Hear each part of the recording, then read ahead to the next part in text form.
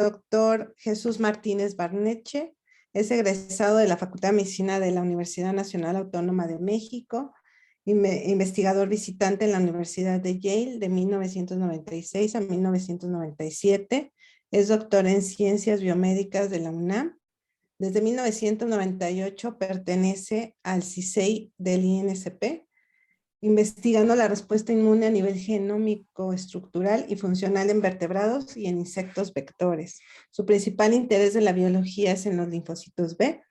Cuenta con 42 publicaciones en revistas internacionales y 5 capítulos de libro. Ha dirigido 6 tesis de posgrado y 5 de licenciatura. Es investigador nacional nivel 2 hasta el momento. Y por sus trabajos de investigación recibió los premios nacionales de investigación Dr. Jorge Rosenkrantz en 2001, Fundación GSK 2010 y 2015, Canifarma en 2013 y el reconocimiento al mérito estatal de investigación en el año 2015 aquí en Morelos. Es un gusto y un placer y un honor, doctor, que esté con nosotros presentando el tema, cómo funcionan las vacunas. Le agradecemos mucho su presencia y le dejo la palabra. Al finalizar, compañeros, recuerden tener listas sus preguntas. Adelante, doctor. Muchas gracias, doctora, por la presentación y gracias a Mónica por la invitación. Es para mí un gusto compartir con ustedes un poco este fascinante tema de la vacunación y los mecanismos tanto moleculares como celulares en los cuales se fundamenta esta intervención de salud pública que es tan importante. Dentro de los temas que voy a tratar, me voy a referir un poquito a la historia para ubicarnos en cómo ha evolucionado la vacunología y más recientemente de la mano con la inmunología. Voy a hablar propiamente de las bases biológicas de la vacunación, en particular los efectos que ocurren a nivel del individuo. Voy a mencionar algunas generalidades sobre el tipo de vacunas y qué son los adyuvantes y qué tipos de adyuvantes tenemos disponibles, cuáles son sus mecanismos de acción de los adyuvantes y por qué en algunas ocasiones son requeridos. También voy a hablar un poco sobre el proceso de desarrollo de una vacuna, desde que se concibe a nivel experimental hasta que se lleva a la clínica. Por último voy a tocar el tema muy importante de cómo funcionan las vacunas ya a nivel poblacional, es decir, más allá de los aspectos celulares y moleculares que ocurren en un individuo, cómo las vacunas tienen un impacto a nivel poblacional y por qué desde el punto de vista de la salud pública es importante ubicar ciertos mecanismos que se dan a nivel de la colectividad.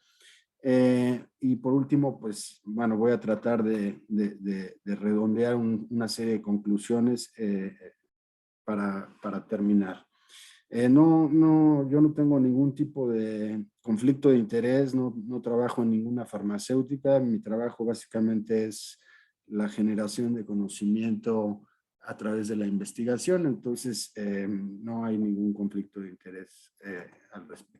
Como ustedes saben, el impacto que ha tenido diferentes epidemias, digo, lo acabamos de vivir recientemente, pero pues esto ha ido moldeando la historia de la humanidad desde hace muchísimos años y básicamente estas grandes epidemias surgen a raíz de que el ser humano se establece de manera sedentaria y empieza la domesticación de animales. Entonces la mayoría de las infecciones humanas derivan de versiones adaptadas de algún patógeno que proviene de algún animal.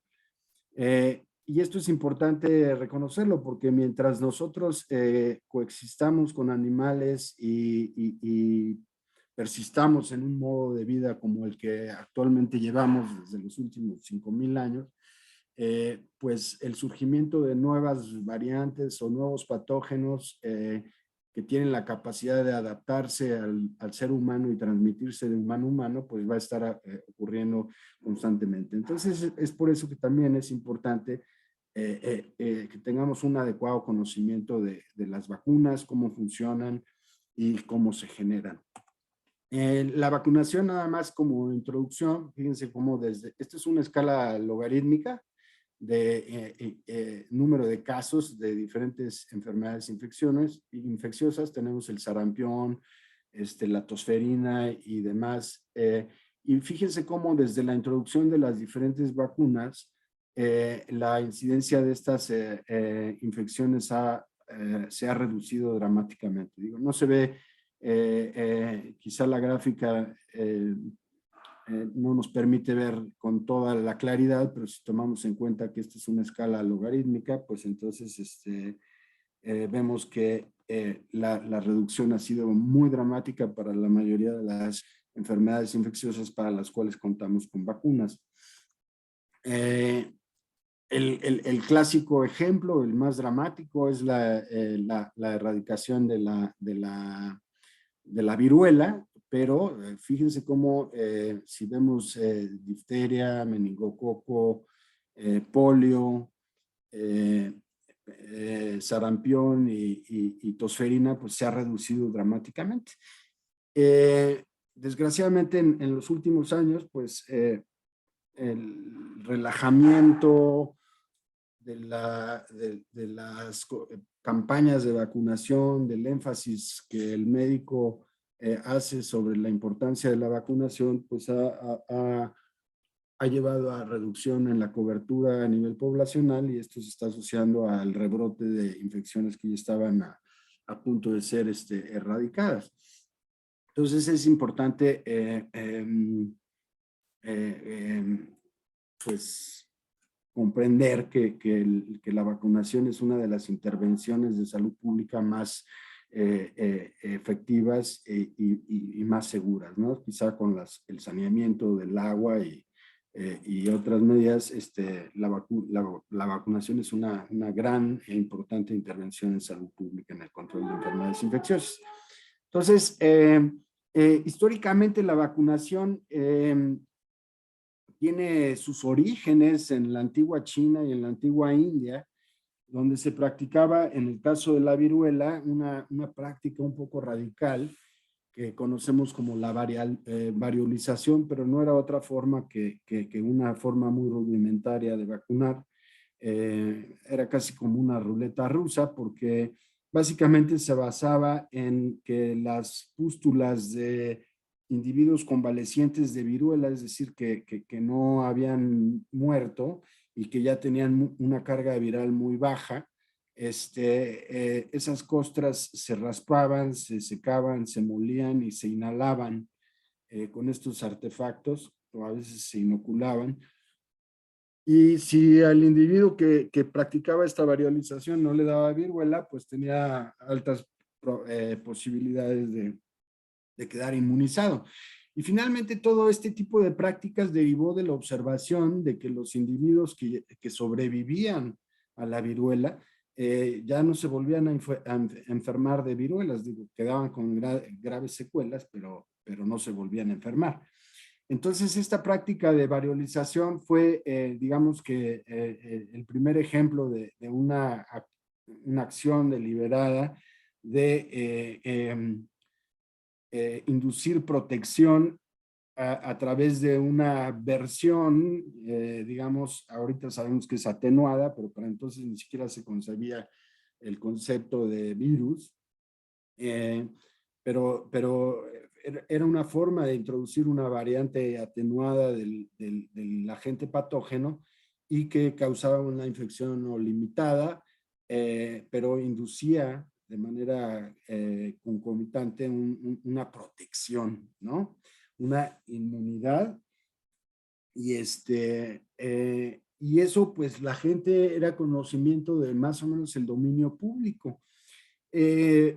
También por ahí del siglo XVIII, también una observación importante fue que se dio entre granjeros que se dedicaban a la ordeña de leche, se dieron cuenta de que las mujeres que ordeñaban vacas que eventualmente se enfermaban por vacuna, la enfermedad de la vacuna pues era una enfermedad que les daba a las vacas. Sin embargo, las mujeres que les daba vacuna a veces desarrollaban unas ronchas, unas pústulas en las manos, justamente por estar en contacto con las ubres, pero esas mujeres que ordeñaban vacas y que habían tenido vacuna, no les daba viruela. Y entonces hubo algunos granjeros, como este que tenemos aquí, Benjamin Jesty, que tomaba la pus de las manos de las lecheras y se las inoculó a su mujer y a sus 2 hijos, y a ellos nunca les daba viruela. Entonces, fíjense cómo desde este momento pues empezamos a entender un vínculo entre la enfermedad humana de la viruela y una enfermedad que afectaba únicamente a las vacas y que les digo, llegó al humano a través de la domesticación del ganado. Entonces, de estas observaciones fue Jenner quien realmente el gran mérito no es haber descubierto la vacunación, puesto que estas prácticas ya las habían de alguna manera adoptado muchos granjeros y diferentes personas, como la variolización también, que se practicaba principalmente en Asia, pero eventualmente fue llegando a Europa. Pero el gran mérito de Jenner es que utiliza el método científico, ¿sí? Hace un experimento con todo un diseño científico para sustentar las observaciones de los granjeros. Y básicamente lo que hizo es transferir material pustuloso de la ordeñadora a un niño sano, y luego lo retó con la viruela y el niño no se enfermó de viruela humana. Entonces, obviamente este tipo de experimentos está prohibido en la actualidad. Sin embargo, pues fue el diseño experimental que implementó Jenner que dejó muy en claro que había algo en las pústulas de las mujeres que les daba vacuna que tenía la capacidad de conferir protección cuando se inoculaba en humanos contra la viruela. Actualmente pues sabemos que la viruela vacuna y la viruela humana pues son muy parecidos, son virus hermanos, digamos, que empezaron a circular en humanos a raíz de la domesticación del ganado, pero son tan parecidos los virus, pero el virus vacuno todavía no tiene la capacidad replicativa y de infectarse de humano a humano como lo tiene la viruela humana. Entonces, pero desde el punto de vista estructural y antigénico, son muy parecidos el virus de la viruela humana y el de la vacuna, y por lo tanto, entonces, el virus vacuno confiere protección inmunológica en humanos contra la viruela. Los hallazgos de Jenner pues tuvieron un gran impacto en la comunidad médica y en pocos años diferentes sociedades médicas de Europa empezaron a adoptar la técnica de Jenner, de tal forma que, por ejemplo, en España, este doctor Balmis, que seguramente todos conocen, hay una calle ahí donde está el Hospital General en la Ciudad de México, en honor al doctor Balmis, trajeron la práctica de la vacunación a la Nueva España y de ahí le dieron la vuelta al mundo, difundiendo la práctica, porque pues la viruela era un gran azote sistemático en todo el globo, ¿no? Y desde luego pues había mucho interés político y económico detrás de todo esto, entonces de ahí que se hizo esta gran expedición filantrópica de la vacunación traída por Balmis, ¿no? Era las materiales, el material donde traían o extraían la linfa de las pústulas. De hecho, Balmis viajó con una serie de niños que eran infectados con la vacuna de Jenner y traían las pústulas activas de tal manera que se iba transfiriendo la infección, la cepa vacunal de niño a niño, de tal manera que cuando llegaban a las colonias españolas ahí podían ser usados de fuente para inocular a los demás niños. Entonces, esto obviamente ha evolucionado dramáticamente, lo vimos en los últimos 2 años, en el que una buena cantidad de habitantes del globo se ha vacunado en un tiempo récord, pero imagínense antes cómo era que necesitábamos niños infectados de vacuna para poder vacunar a otros niños y se hacía como una especie de reacción en cadena, de tal manera que siempre había que tener algunos niños donadores para transferir la cepa vacunal. Un poco del viaje que hizo Balmi, no me voy a detener en esto. Si a alguien le gusta las novelas, les recomiendo este libro de Javier Moro, a Flor de Piel, que es pues un recuento novelado de la expedición filantrópica de Balmis, donde de alguna manera pone en el mapa a alguien que no era muy conocido y que jugó un papel fundamental, que es Isabel Zendal, en la parte del cuidado de los niños que llevaban la infección. Y obviamente también nos habla del contexto político, económico, del por qué llevar la vacuna a las colonias y demás. Entonces es un libro interesante, aunque ciertamente pues, hay una buena parte de ficción, pero está bien fundamentado. Entonces, si les interesa, ahí les hago la recomendación. Bueno, ahora vamos a entrar a realmente el motivo de esta charla, que es los mecanismos por los cuales las vacunas funcionan. Y hago el énfasis de que primero vamos a ver la cuestión a nivel del individuo, porque luego vamos a platicar sobre el efecto en las poblaciones, ¿no? Entonces, bueno, básicamente el sistema inmune es un sistema cognitivo en el sentido más amplio de la palabra, puesto que es un sistema que ha evolucionado para percibir estímulos, que básicamente aquí los estímulos tienen que ver con estructuras que usualmente están en los patógenos. Me refiero a estructuras bioquímicas, generalmente macromoléculas como carbohidratos, proteínas, ácidos nucleicos y demás.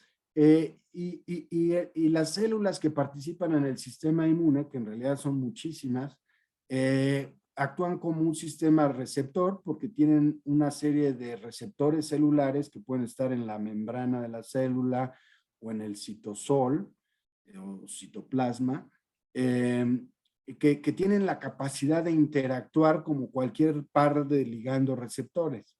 Y esa interacción generalmente conlleva a la activación de una serie de señales celulares que dan ciertas instrucciones a la célula para que esta célula inicie un proceso de activación y emita una serie de respuestas contra ese estímulo inductor. Entonces, básicamente, a diferencia, por ejemplo, del sistema nervioso, que percibe, no sé, estímulos luminosos, auditivos, sensoriales y demás, a través de células especializadas que tienen capacidad de reconocer esos estímulos, el sistema inmune se basa en la presencia de receptores, generalmente de naturaleza proteica, que reconocen de manera muy específica ciertas estructuras en el patógeno, y eso es lo que conlleva a la integración de una señal, una serie de señales bioquímicas que le dicen a la célula: aquí hay un patógeno, tenemos que responder de alguna manera. ¿Cómo es que responde el sistema inmune? Pues de muy variadas formas. Muchas veces algunas células simplemente deciden suicidarse en un proceso que llamamos apoptosis. Parecería contraintuitivo por qué algunas células se suicidan, pero por ejemplo en el caso de una infección viral, muchas células que se infectan por virus se suicidan por apoptosis para limitar la replicación del virus. O sea, el virus requiere de la célula para multiplicarse y una célula en realidad una vez que se infecta, se puede volver en una fábrica de virus que van a infectar a otras células sanas. Y entonces el hecho de suicidarse es un favor colectivo que hacen algunas células para beneficiar a la colectividad.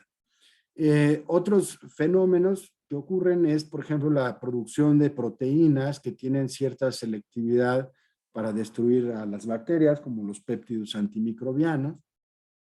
Algunas células lo que se hacen es comer al patógeno a través del proceso de fagocitosis, se lo comen y lo destruyen. Otras células producen intermediarios bioquímicos que comunican o dan alerta a otros sistemas para que se preparen y emitan sus funciones efectoras. Y por último, otras células muy especializadas que conocemos como linfocitos B y linfocitos T producen anticuerpos, en el caso de los linfocitos B, o destruyen células infectadas por virus, como en el caso de los linfocitos T citotóxicos, ¿no? Entonces, es muy variada la respuesta. Todas estas respuestas tienden a autorregularse, de tal manera que cuando se logra controlar el patógeno, pues estas mismas respuestas se apagan y de esa manera mantienen un equilibrio homeostático una vez que se resuelve la infección. Eso pues, en el mejor de los casos, ¿no? Sabemos que hay infecciones que no se resuelven y entonces esa es otra historia, ¿no?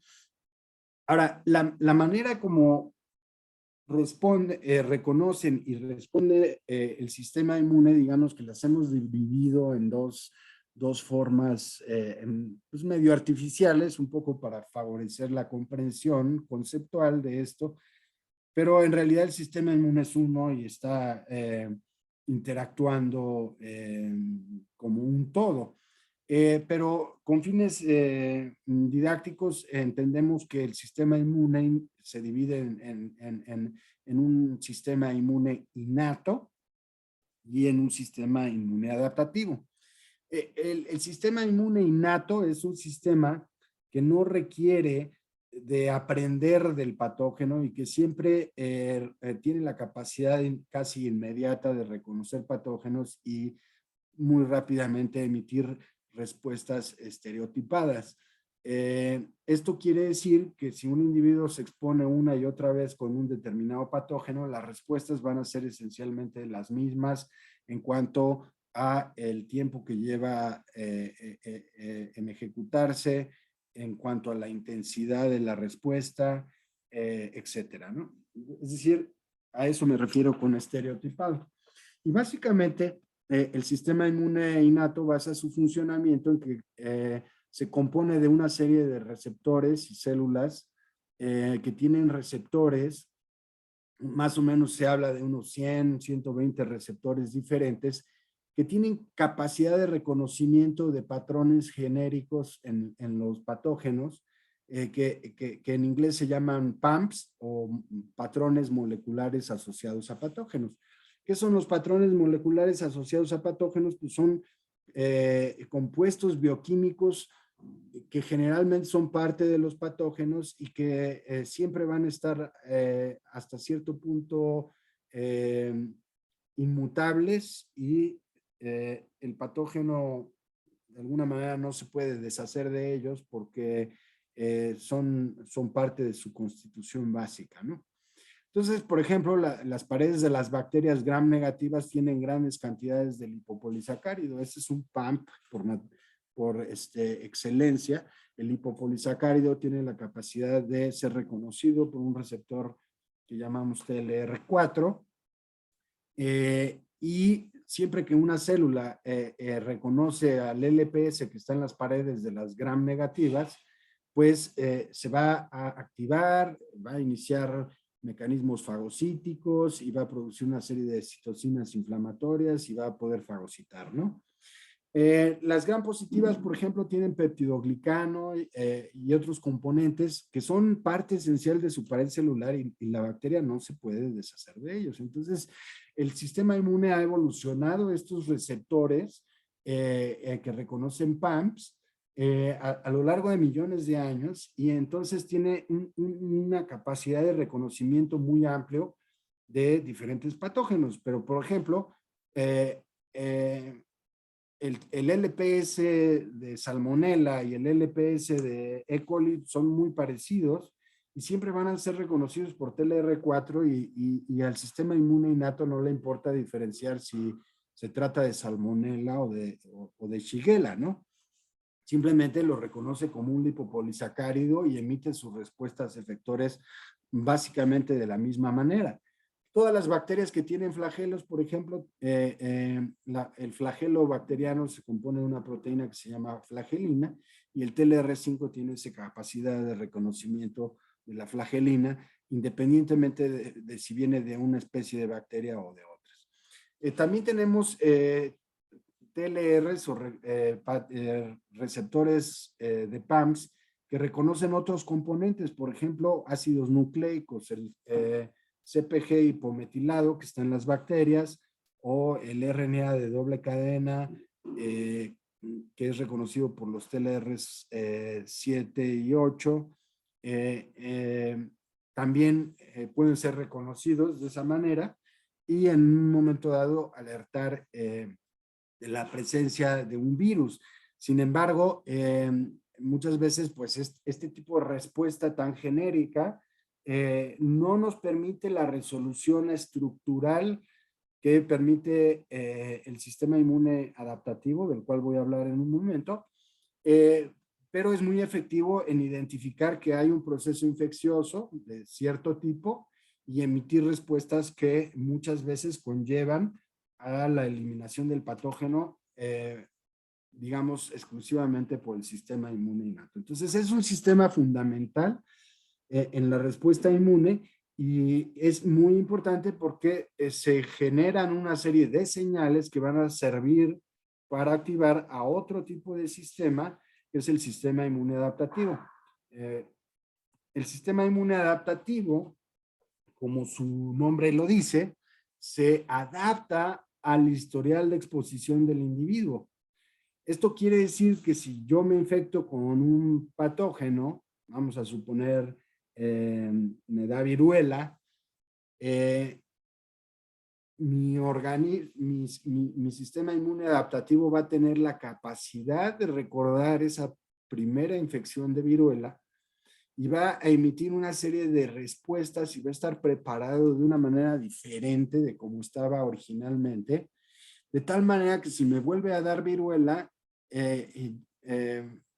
posiblemente ni me dé cuenta o no se establezca la infección viral como tal, puesto que mi sistema inmune aprendió y se adaptó de la historia que yo tuve en un momento dado. Entonces, si yo nunca me expongo a la viruela, pues no voy a tener un aprendizaje a la viruela y por lo tanto soy susceptible de infectarme. Pero si yo ya tuve viruela, entonces algo sucede en mi organismo que este ya está preparado para reconocer a la viruela y montar una serie de mecanismos que o bien previenen la infección de tajo o bien controlan rápidamente la infección de tal manera que limitan sus efectos nocivos. Clásicamente, entonces, el sistema inmune adaptativo tiene esa capacidad y en muchos sentidos, para muchas infecciones, la respuesta va a depender de dos células, principalmente el linfocito B que produce anticuerpos y las células T, que hay una variedad, pero que emiten una serie de mecanismos que limitan la infección viral. En el caso de los anticuerpos, esta respuesta es muy fácil de medir en el suero por métodos bioquímicos y entonces podemos ver que una respuesta secundaria se acompaña es mucho más rápida, es mucho más intensa y sobre todo en el caso de los anticuerpos, una de las cosas más interesantes es que los anticuerpos en una infección secundaria o en un reto secundario son de mayor afinidad que los anticuerpos en la infección primaria. Entonces, el sistema inmune adaptativo tiene la capacidad de aprender de los retos anteriores y mejorar y perfeccionar su respuesta ante retos sucesivos, ¿no? Entonces, por un lado hay un incremento de la afinidad de anticuerpos.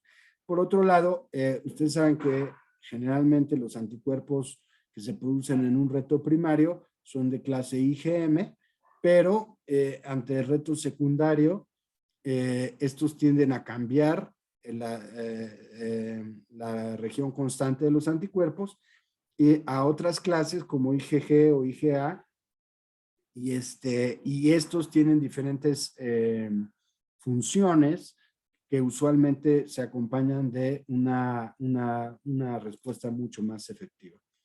Entonces, si se fijan aquí, aunque no estamos viendo la parte de la inmunidad celular mediada por linfocitos T, adaptativa celular,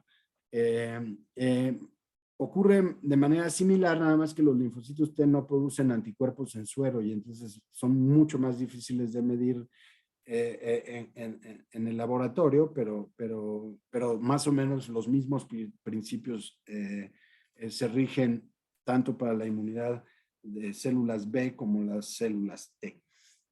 Es decir, respuestas más rápidas, más intensas y más sofisticadas. Ahora, ¿en qué se basa la inmunidad adaptativa? ¿Por qué es adaptativa? Bueno, la base de la inmunidad adaptativa, les decía yo que en el caso de la inmunidad innata tenemos 100 receptores que reconocen a 100 compuestos diferentes en todos los patógenos. Pero a diferencia de la inmunidad innata, la inmunidad adaptativa, en este caso estoy hablando de los linfocitos B, perdón, pero lo mismo aplica a los linfocitos T, es que de los cerca de 1,000 millones de linfocitos B que tenemos, en realidad, aunque todos se parecen o son casi idénticos en el microscopio, cada uno tiene un receptor de antígeno que no es otra cosa que un anticuerpo anclado a su superficie celular, donde cada receptor reconoce a un determinante estructural único. Entonces, la esencia del sistema inmune adaptativo es que, dado que tenemos miles de millones de linfocitos, tenemos miles de millones de receptores contra un determinante estructural diferente, entre los cuales, ya simplemente por probabilidad, va a haber alguna proteína de un virus o algún carbohidrato de la pared de una bacteria, etcétera, ¿no? Entonces, nuestro sistema inmune adaptativo ya tiene una gran capacidad de reconocimiento estructural y eso es porque día a día estamos generando nuevos linfocitos y cada linfocito está combinando su material genético para generar un receptor único contra un determinante antigénico. Ahora, este proceso es, digamos, ciego en el sentido de que no hay nada que le diga a cada linfocito que va a reconocer algo en particular, sino que se genera el receptor y este receptor puede o no ser seleccionado en un momento dado si interactúa con el patógeno, pero sí, hay muchos linfocitos que nunca se activan porque nunca interactuaron con el patógeno que tiene su determinante antigénico. Entonces, básicamente, la manera como opera el sistema inmune adaptativo es a través de un proceso de selección clonal, donde el patógeno selecciona a ese linfocito particular que lo reconoce, pero no no selecciona ni activa a otros linfocitos que no son específicos contra ese determinante. Lo mismo ocurre en el caso de las células T, nada más que las células T tienen un receptor de antígeno igual en su superficie que se llama TCR o receptor de células T, y lo que hace es detectar fragmentos de los antígenos, de los patógenos, cuando se presentan asociados a una molécula muy importante que conocemos como el antígeno leucocitario humano o HLA, o también se conoce como el complejo principal de histocompatibilidad. Entonces, ustedes bien saben que que los humanos tenemos estas proteínas de HLA en la superficie de nuestras células. Originalmente se describieron en leucocitos, pero en realidad el HLA está en todas las células somáticas y además de los linfocitos y leucocitos, pero que en realidad es fundamental para que los linfocitos T reconozcan fragmentos del patógeno asociados a ellos. Entonces, es como se fundamenta. Pero en esencia, los mecanismos de reconocimiento y de selección clonal aplican tanto para los linfocitos B como para los linfocitos T. Les digo, los linfocitos T es mucho más fácil medir su actividad porque podemos medir indirectamente los anticuerpos que producen ellos. Y para estudiar la inmunidad celular es un poco más complicado, pero operan de la misma manera. Entonces, ya tenemos que el sistema inmune es un sistema inmune integrado donde, digamos, la parte innata es la que inicialmente se activa de manera muy rápido después del contacto con un patógeno.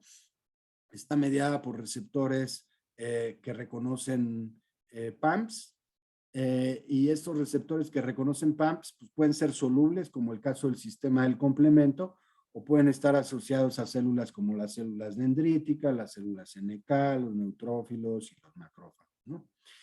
Muchas células que no son clásicamente del sistema inmune también tienen la capacidad de producir interferones de tipo 1 en respuesta a la infección viral, y esos son por excelencia los mecanismos innatos de reconocimiento.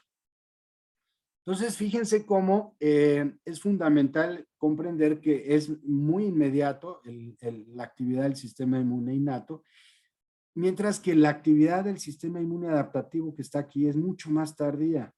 Y esto es fundamental para comprender el proceso infeccioso y la vacunación también, puesto que si no te mata el patógeno en los primeros días, pues vas a montar una respuesta inmune adaptativa.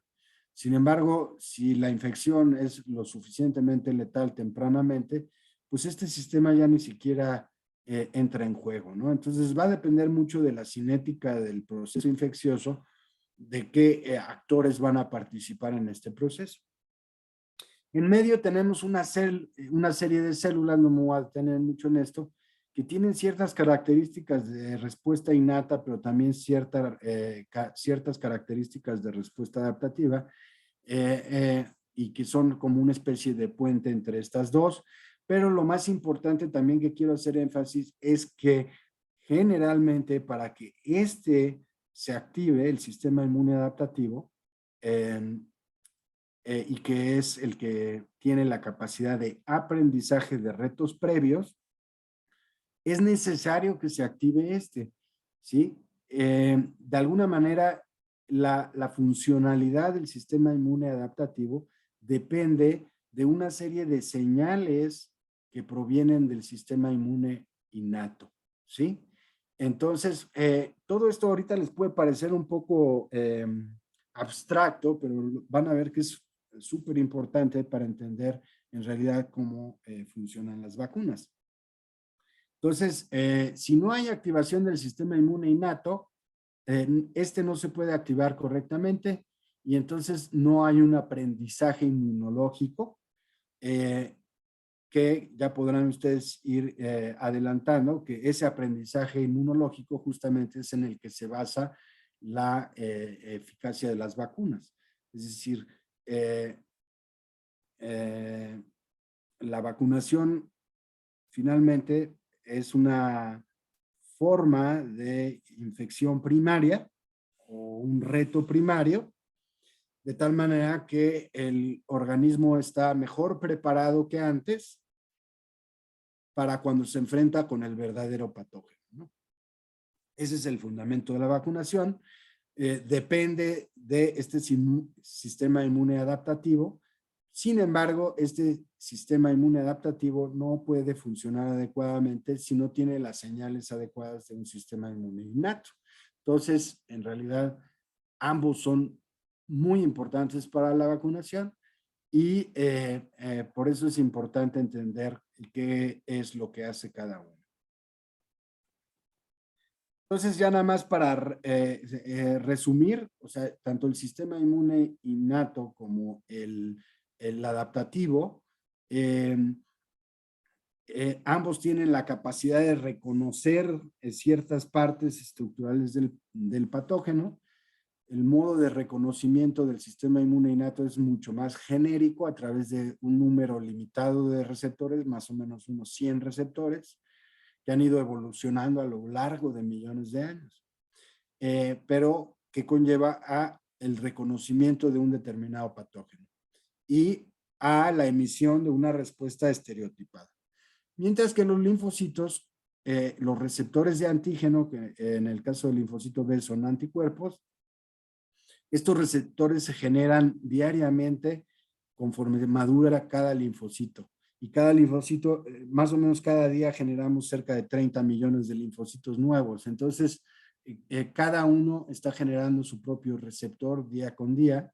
Y entonces, solo el patógeno ejerce un efecto de selección, que llamamos selección clonal, de tal manera que solo se seleccionan los linfocitos con capacidad de reconocimiento específico para ese patógeno en particular, para esa estructura en particular, y esto se da en un lapso de días o semanas, ¿no? Pero ambos interactúan de manera coordinada para no solo reconocer el patógeno, sino para emitir respuestas destinadas a destruir al patógeno, ¿no? Entonces, aquí pueden ver un ejemplo como una célula T para reconocer el antígeno, una parte del antígeno, vamos a suponer que este es un péptido derivado de algún antígeno del virus de la viruela. Aquí está unido al complejo principal de histocompatibilidad o HLA y es reconocido por este receptor de células T, que en el caso del linfocito B es un anticuerpo, pero la otra cosa es que también se requiere de un reconocimiento de señales que llamamos coestimuladoras, que dependen de la activación del sistema inmune innato. Y si no se dan estas dos condiciones, el reconocimiento de células coestimuladoras o señales coestimuladoras más la señal específica del antígeno, los linfocitos T o los linfocitos B no se pueden activar.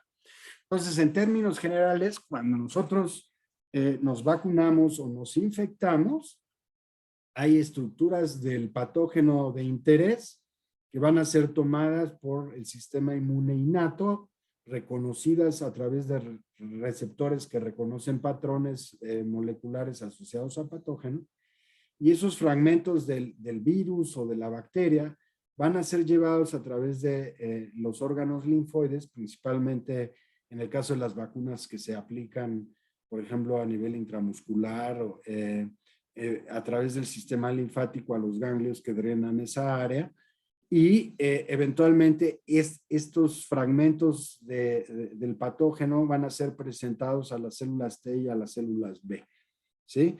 En órganos linfoides que llamamos secundarios, como los ganglios linfáticos. Es ahí donde se da la respuesta inmune adaptativa y es ahí donde se seleccionan tanto las células T como las células B que reconocen específicamente a partes de ese patógeno. Entonces, la vacuna pues es una versión atenuada o una porción inerte del microorganismo que causa la enfermedad para la cual queremos vacunar. Es decir, es una forma de enseñar al sistema inmune adaptativo cómo es un patógeno, aunque no necesariamente le estemos poniendo el patógeno como tal, sino una versión ya sea atenuada, no patogénica, de ese patógeno, que puede ser vivo, como en las vacunas de virus vivos atenuados, o bien, como actualmente la mayoría de las vacunas tienden a ser una porción inerte, es decir, proteínas derivadas de ese virus, pero que no son el virus completo, ¿sí? Y por eso digo una porción inerte del microorganismo. para que el sistema seleccione a sus linfocitos B y linfocitos T específicos, ¿sí? Y estos, sobre todo lo más importante es que después del proceso de reconocimiento y activación, es que se genera, se expanden clonalmente, es decir, se multiplican las células específicas, aumentando su número, y también partes de esas células se diferencian a células especializadas que llamamos linfocitos T o B de memoria.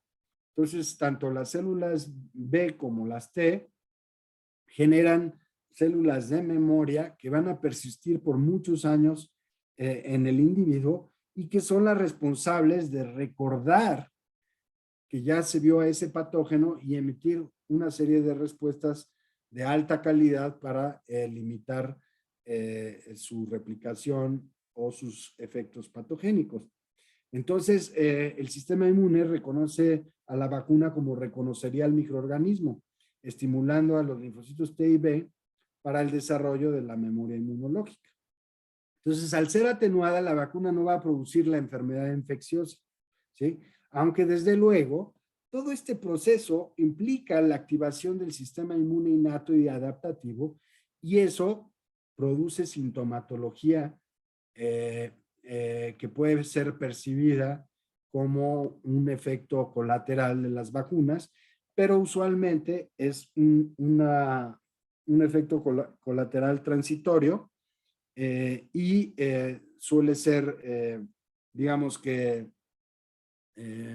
mucho menos costoso que el proceso, el proceso infeccioso mismo, ¿no?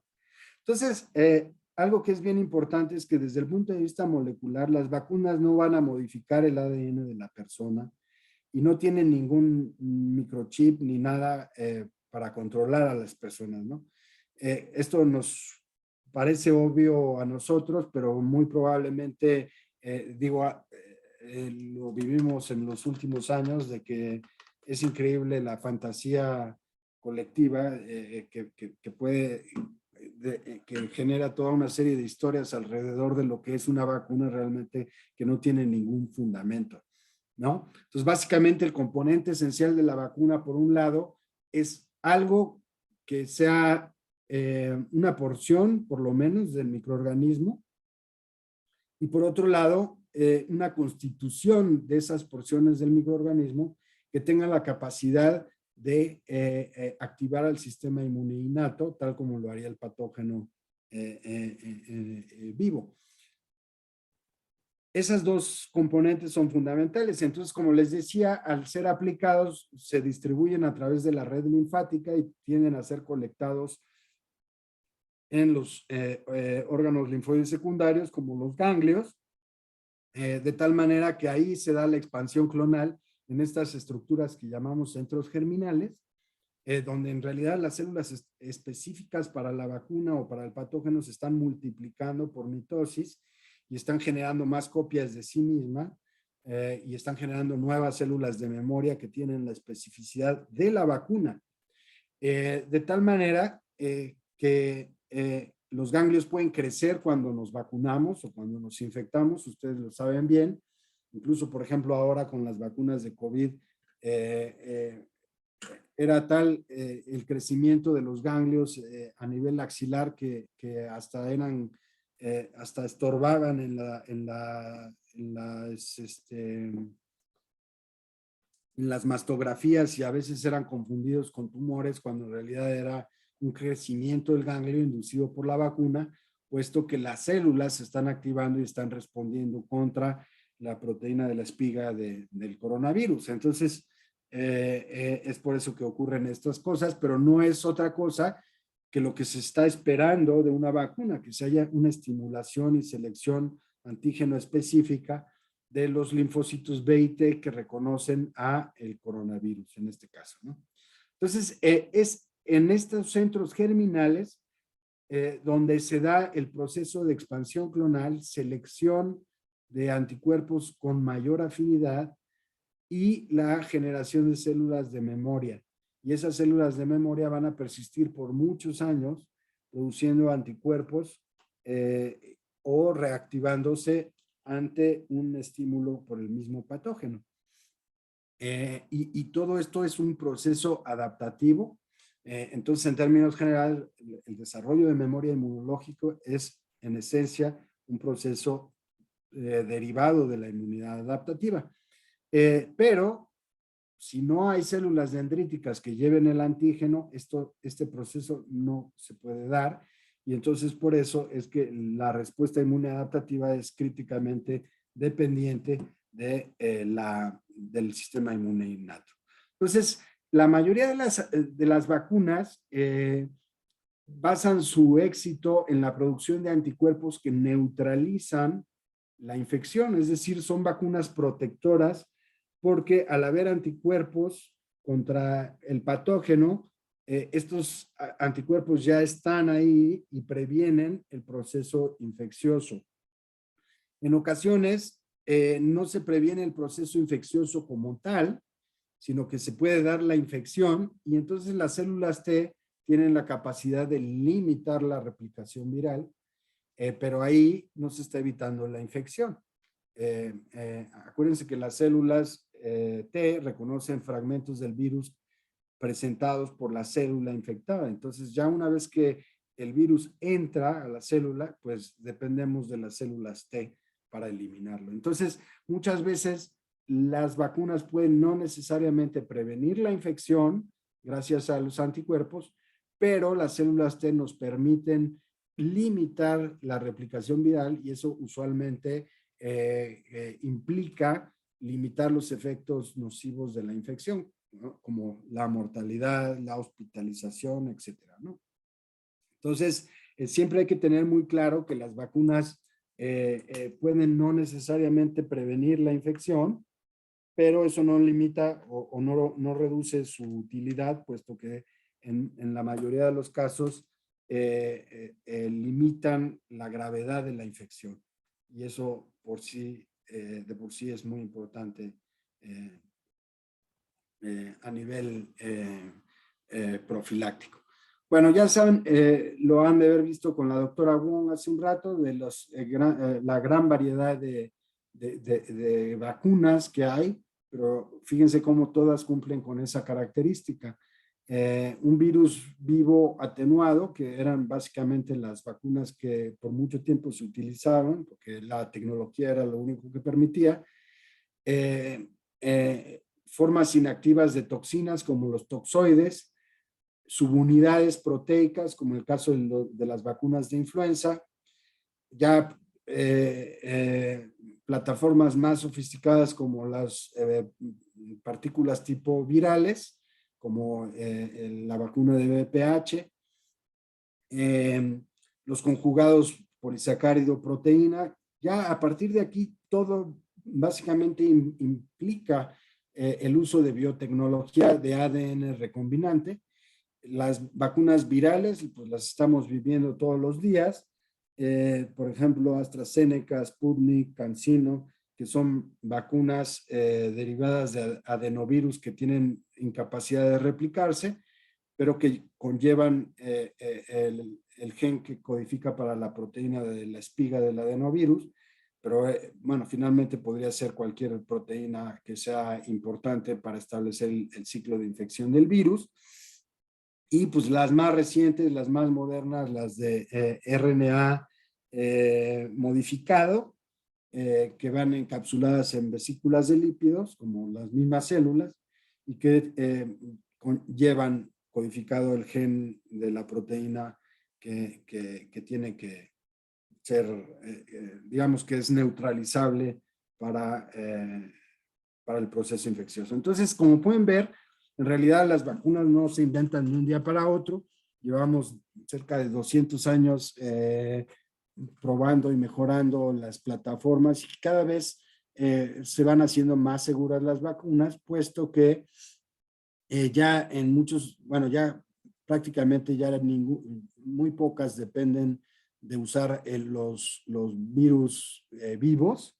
Entonces, no es cierto que ya para las nuevas vacunas, no es cierto que te dé la infección por haberte vacunado, ¿no? Hay mucha gente que dice que le dio influenza por haberse vacunado con una subunidad vacuna de subunidad y pues eso simplemente no es posible, ¿no?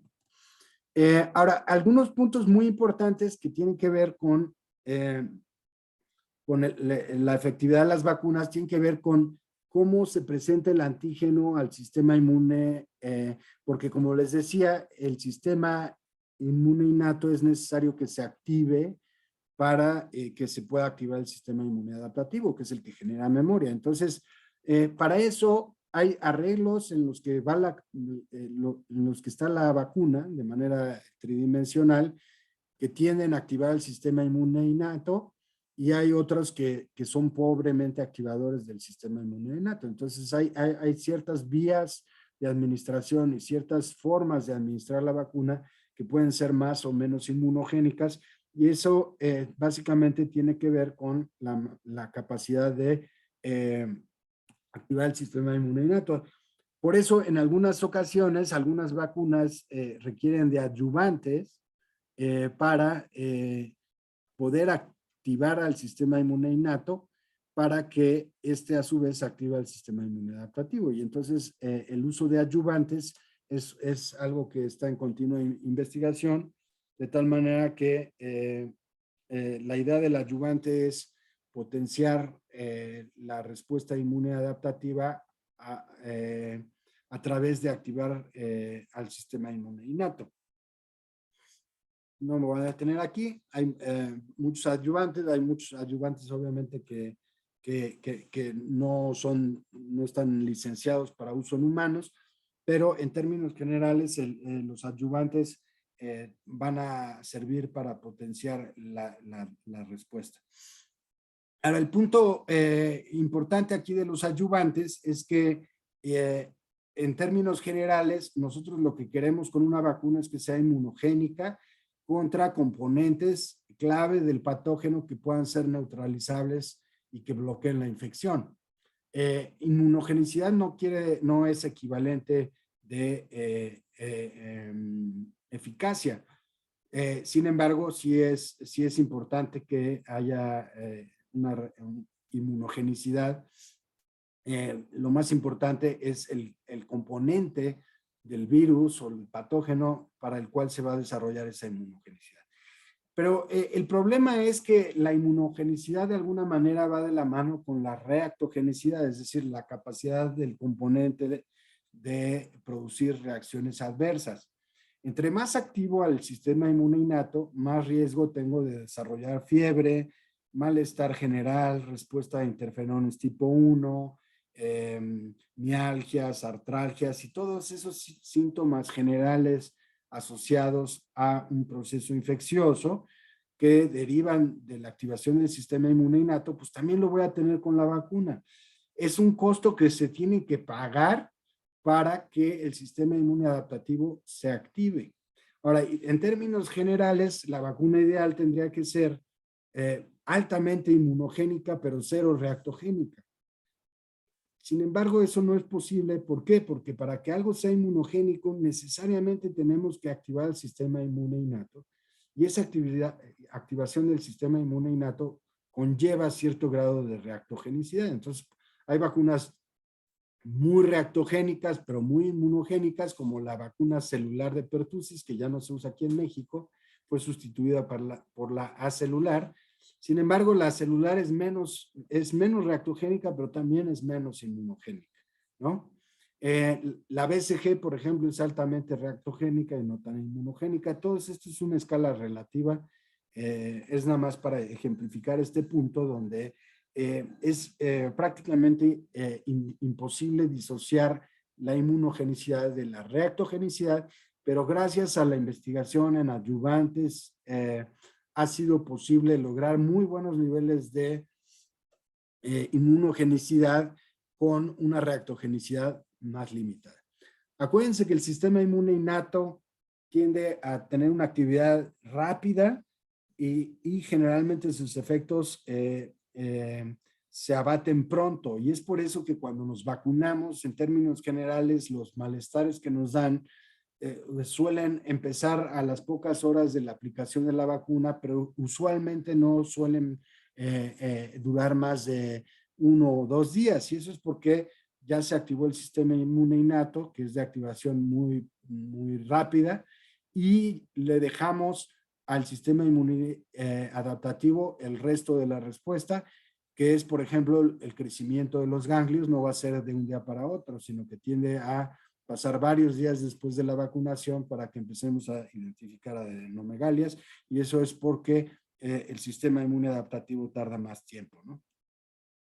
Bueno, creo que ya estamos llegando cerca de la hora.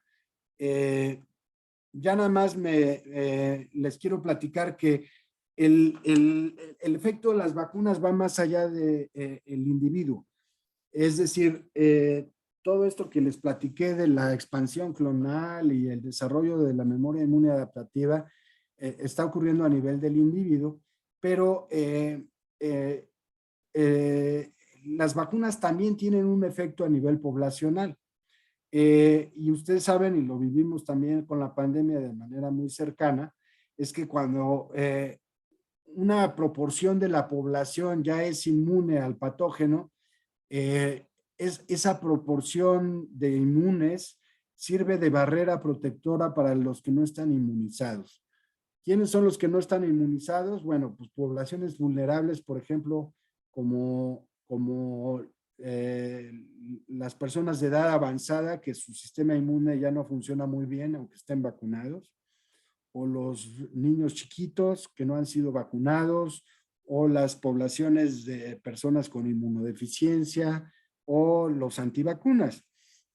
Entonces, las vacunas también a nivel poblacional tienen un efecto importante, que es lo que conocemos como inmunidad de rebaño o la inmunidad poblacional, y es que es ese nivel o proporción de la población que es inmune y que sirve para evitar que haya una epidemia y proteger indirectamente a los que no están vacunados.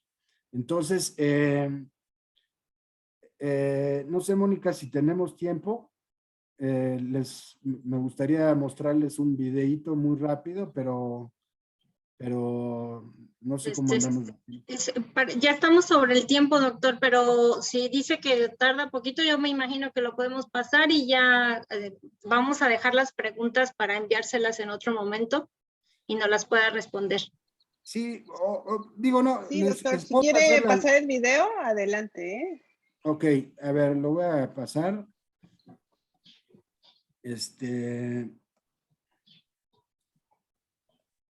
Un segundo. Esta cosa me estorba. Ok.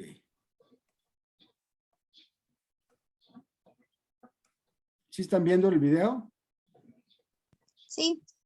Bueno, este video nos va a mostrar una simulación computada de lo que pasa en una población de acuerdo a la proporción de individuos que son inmunes, aquí en azul, o los que son vulnerables a la infección, es decir, que no están inmunizados, y en negro los que están recientemente infectados, ¿no? Entonces, y vamos a ver varios escenarios con diferentes proporciones de la población que son inmunes o resistentes a una infección.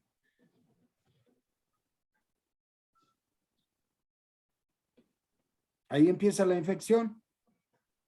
Fíjense cómo cuando la población es totalmente susceptible, pues el brote es increíblemente rápido, pero conforme vemos nuevos escenarios donde hay más gente vacunada, el brote se suprime por completo. ¿Sí? Lo que pasó hace 2 años es que todos estábamos amarillos porque nadie de nosotros habíamos sido expuestos al virus SARS-CoV-2. Y por eso la pandemia en estos 2 años pues, ha infectado una gran proporción de la población. Lo que se quiere con la vacunación es llegar al escenario de la derecha, donde una gran proporción de la población es inmune y de esa manera protegemos a la proporción no inmune. Esto es el caso de sarampión, que es una enfermedad súper contagiosa, donde en realidad, para que no haya brotes, prácticamente el 95% de la población tiene que estar inmunizada, ¿sí? Entonces, con esto termina el video. Les dije que era muy breve y ya nada más vamos a concluir. ¿Sí están viendo mi pantalla? Sí, doctor. Entonces, digamos que dependiendo de la tasa reproductiva, es decir, cuántos individuos puede infectar un individuo infectado, necesitamos una inmunidad de rebaño mayor, ¿no? Entonces, en el caso de las paperas, que tiene una tasa reproductiva de 4, es decir, un infectado puede infectar a 4 personas, y esas 4, a su vez cada una a 4 más, necesito que el 75 al 86% de la población esté inmunizado para que no haya transmisión del brote. Y así, por ejemplo, para sarampión les decía que tiene una tasa reproductiva altísima. Mi población, mi cobertura de vacunación tendría que superar el 95% para evitar epidemias. Lo peor de todo es que ahorita las coberturas de vacunación han bajado muchísimo por diferentes circunstancias y en diferentes contextos. En parte porque la gente, por el movimiento antivacunas, pero en parte por relajamiento de las campañas de vacunación, ¿no? O sea, este mito de que las vacunas causan autismo ha sido increíblemente pernicioso a nivel poblacional, y ahorita aquí en México tenemos coberturas de vacunación muy bajas para sarampión y estamos al borde de tener epidemias nuevamente. De hecho, hubo una hace un año y medio. Entonces, para concluir, y una disculpa por haberme extendido, el fundamento de la eficacia vacunal radica en el sistema inmune adaptativo, básicamente la generación de memoria inmunológica de linfocitos B y T. La inmunogenicidad, aunque no necesariamente implica eficacia, pero el diseño racional de vacunas permite que cada vez estos dos correlacionen más. Es decir, conforme conocemos sobre los mecanismos y las estructuras que son vitales para la replicación del virus, podemos hacer vacunas más dirigidas que implican que la respuesta inmune contra esas regiones correlacionan más con la eficacia, y lo vimos ahora con SARS-CoV-2, ¿no? Los adyuvantes y el vehículo vacunal son importantes para la inmunogenicidad, pero pues también necesariamente condicionan la reactogenicidad, y pues hasta cierto punto por eso no podemos disociar una cosa de la otra por completo. Y por último, que la vacunación es una intervención más que individual, es una intervención que debe de verse como una intervención colectiva. Entiendo que las personas quieran tener su derecho de vacunarse o no vacunarse, sin embargo, es necesario que para esa decisión individual consideren que en realidad no solo es el vacunarse o no vacunarse, no solo los afecta a ellos, sino afecta a la colectividad gracias a que a este fenómeno de la inmunidad de rebaño, puesto que hasta que no se alcanza cierto umbral de vacunación en una población, no se puede proteger a individuos vulnerables sin la cooperación de todos, ¿no? Entonces, es por eso que la vacunación es va más allá de una decisión individual. Y con esto termino y recibo sus preguntas con gusto. También les dejé mi correo electrónico al inicio de la presentación, por si lo quieren tomar aquí de nuevo, por si me quieren escribir para que se hayan quedado con alguna duda o comentario que me quieran dar. Con mucho gusto. Muchas gracias, doctor, por su excelente ponencia. Agradecemos su tiempo para estar con nosotros en el colegio, en la sesión mensual. Y pues sí le haremos llegar las preguntas que los socios o los asistentes tengan a su correo electrónico para que nos dé respuesta. Pues bueno, sin más por agregar, no sé, doctora Moni, si gustas agregar algo. No, pues nada más agradecerle, doctor, su asistencia y haber aceptado esta invitación. La verdad es que estuvo muy completa esta ponencia. Es algo que también nosotros como clínicos de repente se nos atora mucho la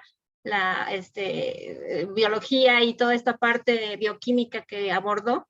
Pero bueno, yo creo que fue de mucha utilidad precisamente por ahorita lo que estamos viviendo con la pandemia. Gracias, doctor, y estamos en contacto con usted. Gracias, hasta luego. Gracias, hasta luego. La constancia, Angie, nada más. Sí, perdón, doctor. Ay, aquí la tenía. Permítame un segundito. Le vamos a hacer llegar, doctor, la constancia de su ponencia en breve por correo electrónico. La Muchas comisión gracias. académica va a estar en contacto con usted para poderle otorgar esta constancia. Nuevamente, gracias, doctor. Que tenga un excelente día. Igualmente, hasta luego a todos. Gracias, Hasta hasta luego, luego. doctor. Compañeros, migramos a la siguiente ponencia.